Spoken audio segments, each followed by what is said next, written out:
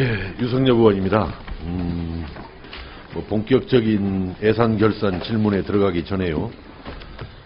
지난 6월 25일 날 박근혜 대통령께서 국회법 개정안에 대해서 거부권을 행사를 하셨습니다. 그런 거부권 행사가 일어나기까지 여러 가지 논란의 핵심에는 아마 세월호 특별법 시행령 문제가 하나의 그 촉발이 돼서 그 문제를 어떻게 시정할 것이냐 해서 이제 국회법 개정안까지 나왔던 것이고, 또 거기에 대해서 지금 거부권이 지금 행사가 됐는데요. 당시 우리 새누리당에서는 우리 경대수 의원님이나 김무성 의원님, 안효대 의원님, 윤명희 의원님, 또 이희재 의원님은 지금 사보임이 되셨습니다만은, 홍문표 의원님, 오늘 또 사보임 돼서 오신 우리 안상수 의원님께서도 찬성표를 던지셨던 그런 표결이었고, 우리 뭐 새정치민주연합에서도 5분의 의원님들이 찬성표를 던졌던 그런 상황이었는데요. 그 국무회의에서 어떻게 심의가 있었습니까? 거부권 행사를 위한 그 거부권 행사 결정을 위해서 국무회의에서 심의가 있었습니까? 우리 농림축산식품부 장관 이동필 장관님, 네. 국무회의에서 충분한 심의가 있었습니까? 거부권 행사해야 되겠다라고 해서? 예, 뭐 절차적으로는 심의가 있었습니다. 그때 그 장관님께서는 어떤 의견을 개진했습니까? 그 국회법 개정안 거부권 행사에 대해서? 저는 그 부분에 대해서는 뭐 특별하게 의견을 개진하지는 않았습니다. 예. 그러면은 해수부 장관님은 그 거부권 행사에 대해서 국무회의 심의 과정에서 어떠한 입장을 밝히셨습니까? 예, 오늘 결산 국회인데 그 점에 대해서 답변해야 되는 데서 한번 좀 생각을 해볼 여지는 있겠습니다만은, 예. 존경하는 유성엽 의원님께서 말씀하시기 때문에 답변을 드리겠습니다. 그 당시 국무회의에서 그 점에 대해서 상당히 심도 있는 논의가 있었고, 또 국무위원들이 다 같이 의견을 모아서 그렇게 의결을 하게 되었습니다.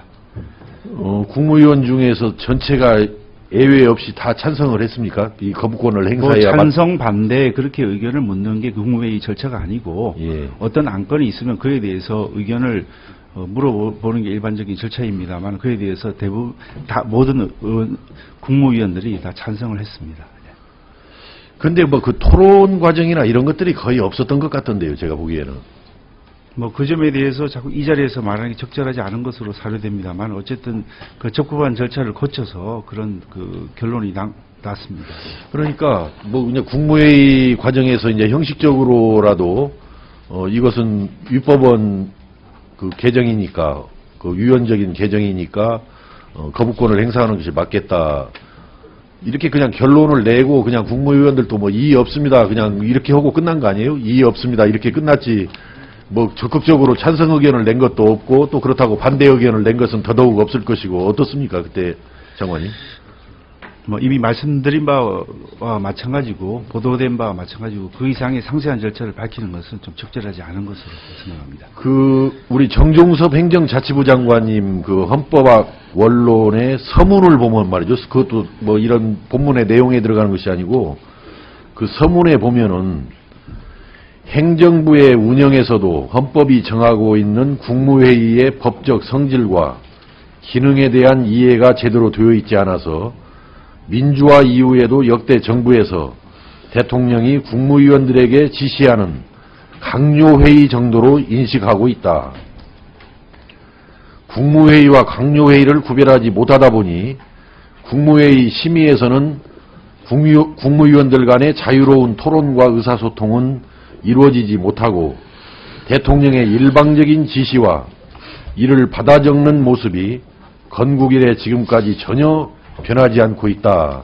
이렇게 지금 정종섭 행정자치부 장관이 그 본인의 저서 헌법학 원론 서문에서 국무회의 무용론, 거의 무용지물로 운영되고 있다는 것을 지적을 이렇게 했는데, 이 정종섭 장관의 지적에 대해서는 우리 해양수산부 장관님께서는 어떤 생각을 갖고 있습니까?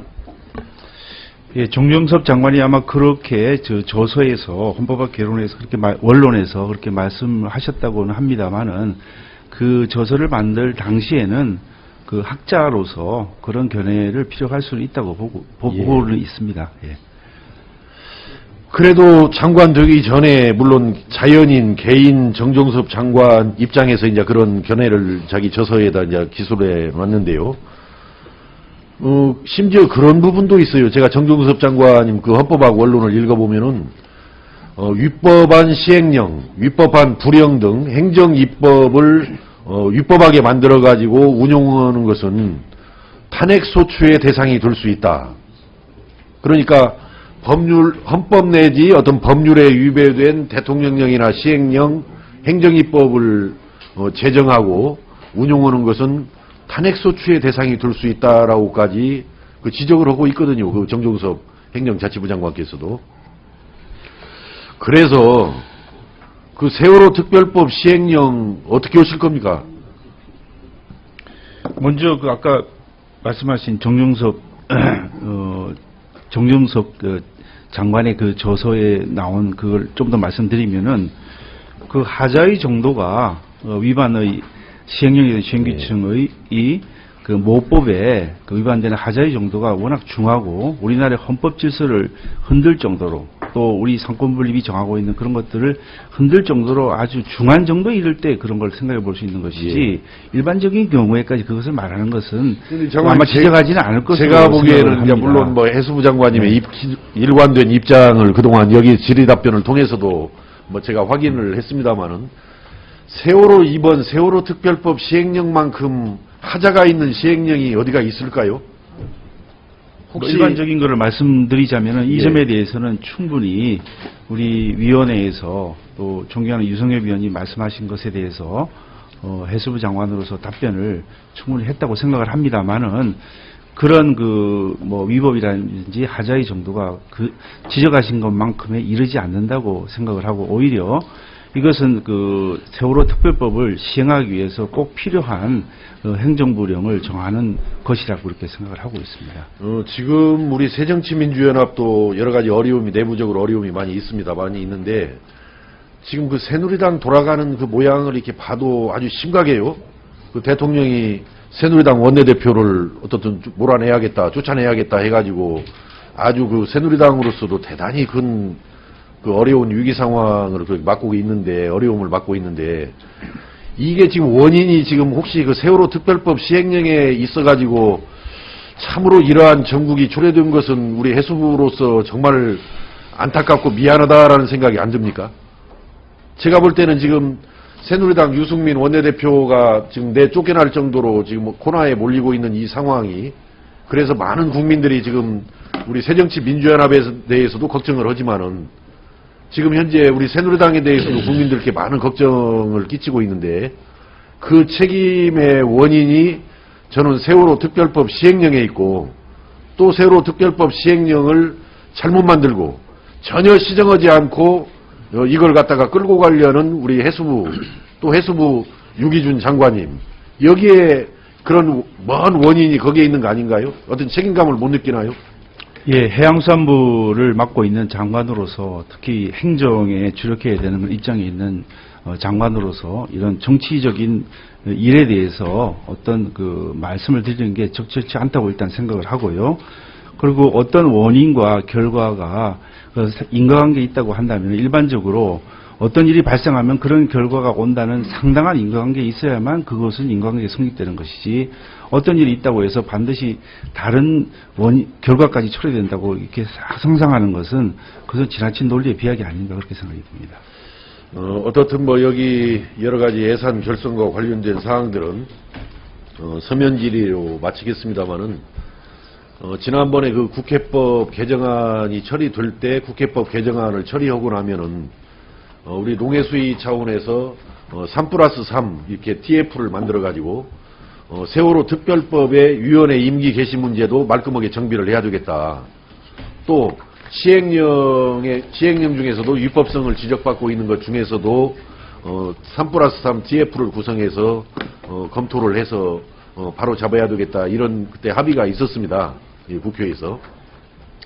그래서 국회에서의 이제 이런 합의와 이런 노력도 이제 중요하겠습니다만은 수원에서도 이 특별법의 문제가 뭐가 있는지, 특히 그 위원회 임기 개시, 위원회 활동 기간 개시와 관련해서 어떻게 이것을 정비하는 것이 바람직할 것인지, 또 이제 그 당시 문제가 많이 됐던 그 시행령도 이게 도대체 뭘 어떻게 좀 정비를 해야 그 위법 논란에 벗어나서 이런 어떤 전국의 이런 혼란 가중을 피할 수 있게 할 것인지, 이 문제를 저는 해수부 장관님께서 진지하게 좀 고민을 해 주셔야 한다고 보는데, 이렇게 계속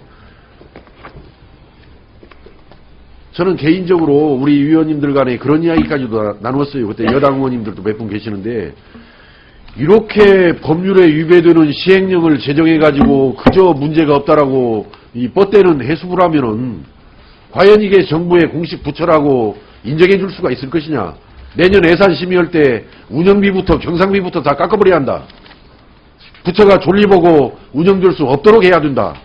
이런 이야기까지도 제가 그 사석에서 여야 의원들 간에 의견을 나눴습니다마는, 저는 우리 해수부가 우리 정부의 중요한 부처 중에 하나로서 정말 제대로 된 모습을 가져야 뭐 기본경비, 운영비든 경상비든이라도 해서 해수부가 존립할 수 있도록 우리가 국회에서도 협조할 수 있는 거 아니냐라는 생각이 들 정도입니다. 그래서 자꾸 이걸 그냥 변명하고 이렇게 뻗대려고만 하지 마시고, 하여튼 특별법에 뭔 문제가 있는가, 시행령에 왜 이런 논란이 드는가를 좀 능동적으로 풀어내는 적극적인 좀 그 자세, 그 노력을 촉구합니다.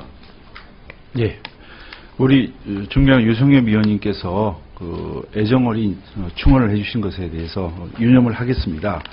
그리고 말씀해주신 뭐 특조위 활동 개시 시점이라든지 또 현재의 시행령이 그 모법하고 어떤 관계에 있는지에 대해서는 충분히 말씀드렸습니다만은 그래도 계속 지적하시고 있기 때문에 그 점에 대해서 좀 살펴보긴 하겠습니다만은 기본적으로는 예를 들면 특조위 활동 개시 시점에 대해서는 오히려 지금 그 존경하는 그 김은남 위원장님을 비롯한 여러 위원님들께서 그 개정안을 지금 발의를 하신 것으로 제가 알고 있습니다. 그래서 그 점에 대해서는 국회가 논의를 해서 그 법으로 개정이 된다면은 충분히 존중을 하고 그에 맞춰서 우리 그 해수부와 해수부가 특조위 활동에 대해서 열심히 지원하고 그렇게 하겠습니다. 네, 뭐 국회에서도 노력을 하겠습니다만은 정부에서도 보다 좀 전향적이고 적극적인 좀 자세를 보여주십사 하는 그런 당부의 말씀입니다. 예, 이상입니다. 예, 유성엽 위원님 수고하셨습니다. 다음은 존경하는 신정훈 의원님 질의해 주십시오.